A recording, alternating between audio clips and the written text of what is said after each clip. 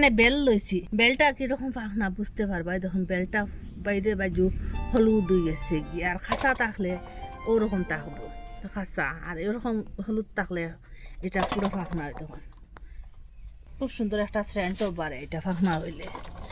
একটা দা দিয়ে ওরকম করে ফাটাই মুইতে, প্রথমে বড়টা ফাটাই দেখাই।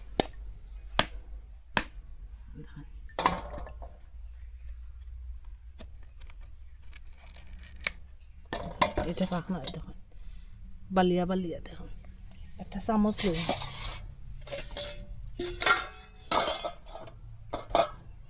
একটা চামচের সাহায্যে ওরকম করে লইলে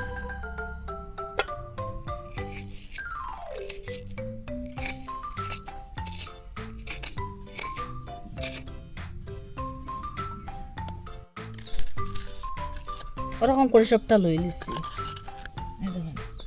এখন একটা বড় গামলার মধ্যে একটু জল দিম, জল দিয়ে একটু ম্যাশ করমি হাত দিয়ে, এটা একটু পাতলা করম, ওরকম হাত দিয়ে ম্যাশ করম, ওরকম পাতলা বানাইছি। আর একটা চালনি লইছি, চালুন দিয়ে চালাই লিম, এটার মধ্যে বিছু এটা তাকবো চালনির মধ্যে।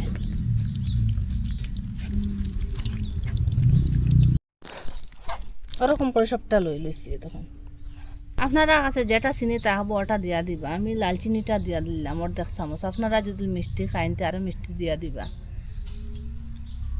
আর এখানে দুধ আনলাম, আগে থেকে গরম করা আছে দুধটা, একটু একটু করে দুধটা দিন। এখানে 500 থেকে একটু বেশ আছে দুধ।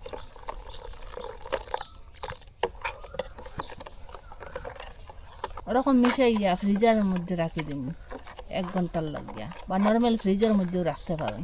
এটা ঠান্ডা হইবে একটু, এতে মজাও লাগবো আর ঠান্ডাও লাগবো।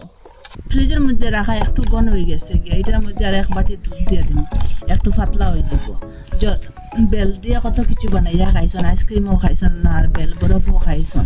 ওরকম বেল দিয়ে শরবত বানাইয়া খাইবা, দেখবা এমন স্বাদ লাগবো, হেলদি এটা। আর একদিন খাইলে খারে খাইবার ইচ্ছা করবো, যখন বেল পাইবা তখন খালি বানাইয়া খাইবার ইচ্ছা করবো।